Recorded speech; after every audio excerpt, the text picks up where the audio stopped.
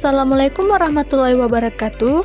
Perkenalkan, nama saya Nur Aziza Fauzia, NIM 2009065020014, kelas B, Program Studi Ekonomi Pembangunan, jurusan Ilmu Ekonomi, Fakultas Ekonomi, Universitas Negeri Makassar. Baiklah, untuk mempersingkat waktu, marilah kita masuk ke dalam materi. Soal pertama.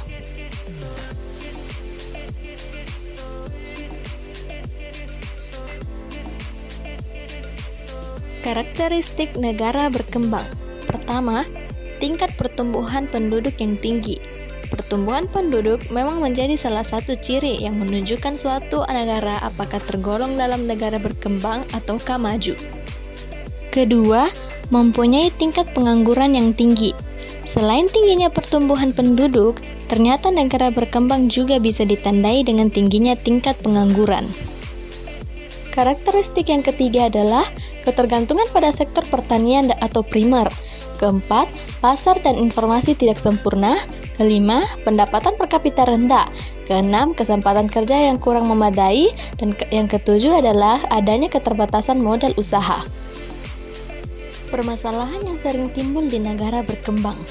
Apa saja sih permasalahan yang ada di negara berkembang? Permasalahan yang pertama adalah penduduk. Permasalahan utama dari negara berkembang adalah pertumbuhan penduduk yang tidak terkendali. Yang kedua, ekonomi.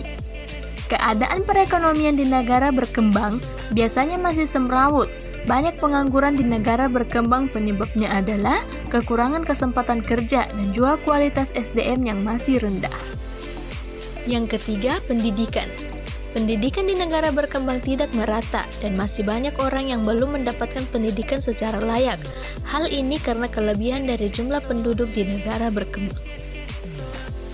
Dan yang keempat, kesehatan, 5 infrastruktur, 6 hukum, 7 tingkat produksi, 8 kualitas penduduk, 9 ketidakmerataan hasil pembangunan, dan yang ke-10 adalah ketergantungan pada luar negeri.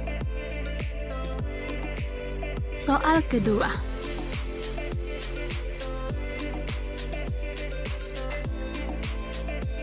Indikator yang digunakan untuk mengelompokkan pertumbuhan dan pembangunan ekonomi di Indonesia antara lain. Pertama, pendapatan per kapita. Pendapatan per kapita merupakan indikator terpenting dalam mengukur tingkat kesejahteraan rakyat suatu negara. 2. Jumlah penduduk miskin. Tingkat kesejahteraan rakyat di suatu negara dapat dilihat dari angka kemiskinan suatu negara. Dikatakan makmur apabila rakyatnya hidup miskin berjumlah sedikit. Yang ketiga, tingkat pengangguran. Salah satu ciri yang membedakan antara negara berkembang dan negara maju adalah tingkat pengangguran. 4. Angka kematian. Angka kematian bayi dan ibu melahirkan umumnya di negara maju angka kematian bayi dan ibu melahirkan cenderung rendah. Hal ini disebabkan karena penduduk mampu membeli makanan yang bergizi. Dan yang kelima adalah angka melek huruf. Menunjukkan penduduk yang dapat membaca dan menulis di suatu negara dikatakan maju apabila angka melek hurufnya tinggi, sedangkan angka buta hurufnya rendah. Soal ketiga.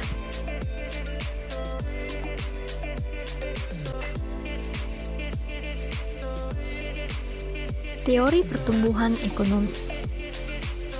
Menurut teori pertumbuhan neoklasik tradisional, pertumbuhan output selalu bersumber dari satu arah atau lebih dari 3 faktor, yaitu kenaikan kuantitas dan kualitas tenaga kerja melalui pertumbuhan jumlah penduduk dan perbaikan pendidikan, penanaman modal mulai tabungan dan investasi, serta penyempurnaan teknologi.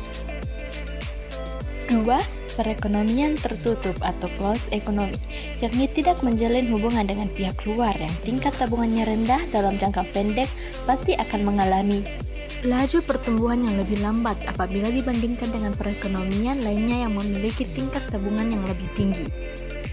Yang ketiga, perekonomian terbuka atau open economy, yakni yang mengadakan hubungan perdagangan, investasi, dan sebagainya dengan negara atau pihak-pihak luar pasti akan mengalami suatu konvergensi peningkatan pendapatan per kapita, karena arus permodalkan akan mengalir deras dari negara-negara kaya negara-negara miskin di mana rasio modal tenaga kerjanya masih rendah sehingga pengembalian atas investasi yang lebih tinggi.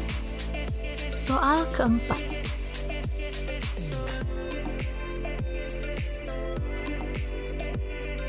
Perbedaan model pertumbuhan. Harold Domart, perlunya pembentukan modal atau investasi sebagai syarat untuk mencapai pertumbuhan ekonomi yang mantap atau teguh. Bila pembentukan modal telah dilakukan, maka perekonomian akan sanggup memproduksi barang-barang dalam jumlah yang lebih besar. Ada beberapa asumsi yang digunakan, yaitu perekonomian dalam keadaan seluruh barang modal dan tenaga kerja seluruhnya telah digunakan. Perekonomian hanya terdiri dari dua sektor, yaitu household dan prime. Pertama, besarnya private saving profesional dengan national income. Dua, marginal propensity to save, capital output ratio, dan incremental capital ratio dianggap konstan atau tetap. Menurut Solow, dalam jangka panjang tingkat tabungan dapat menentukan modal dalam proses produksi. Artinya semakin tinggi tingkat tabungan, semakin tinggi pula modal dan output. Menurut Solow-Swan, antara akumulasi modal, pertumbuhan populasi penduduk, dan perkembangan teknologi, serta pengaruh ketiganya terhadap tingkat produksi. Model ini memberikan jawaban atas pertanyaan mengapa perekonomian di suatu negara bisa tumbuh lebih cepat daripada pertumbuhan ekonomi di negara lain. Ada beberapa asumsi Solow-Swan, yaitu akumulasi modal. Asumsi pertama model Solow adalah dengan menganggap tidak ada perubahan pada angkatan kerja dan teknologi ketika terjadi proses akumulasi modal dalam perekonomian di suatu negara. Proses akumulasi modal ini nantinya hanya ditentukan oleh penawaran dan permintaan terhadap barang. Penawaran terhadap barang dan fungsi produksi dalam model Solow, output tergantung pada persediaan modal dan jumlah tenaga kerja. Permintaan barang dan fungsi konsumsi. Peranan permintaan terhadap barang dalam model Solow berasal dari konsumsi dan investasi. Soal kelima.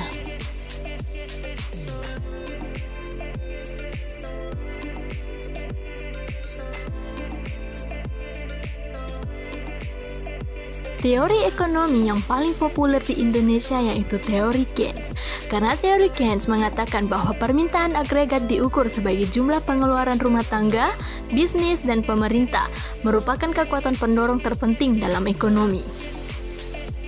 Teori ini beranggapan bahwa konsumsi yang dilakukan oleh seseorang akan menjadi pendapatan untuk orang lain pada suatu perekonomian yang sama.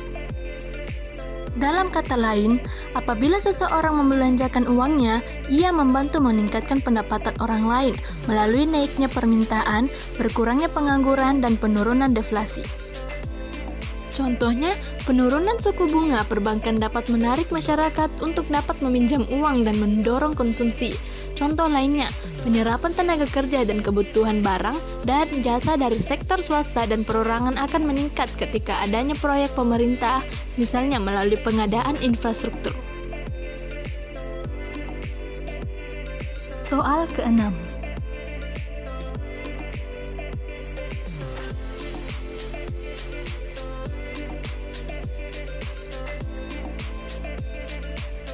Pemikiran ekonomi pembangunan setelah Perang Dunia II. Tahun 1970, sistem ekonomi pemerintah Uni Soviet yaitu di mana produksi dan distribusi dilakukan dengan cara terpusat dan dikendalikan oleh pemerintah. Sedangkan tahun 1980, sistem ekonomi pasar konsensus Washington yaitu sistem pemerintah yang dengan kebijakan finansial yang hati-hati, nilai tukar mata uang yang kompetitif, liberalis sektor keuangan dan perdagangan, privatisasi dan regulasi. Dan kebijakan tersebut mengajak pemerintah menahan diri untuk tidak campur langsung dalam kegiatan ekonomi dan justru memfokuskan kebijakan moneter, menjamin hak kepemilikan dan menyiapkan infrastruktur. Baiklah, mungkin itu saja yang dapat saya sampaikan. Kurang lebihnya mohon dimaafkan. Wabillahi taufiq wal hidayah. Wassalamualaikum warahmatullahi wabarakatuh.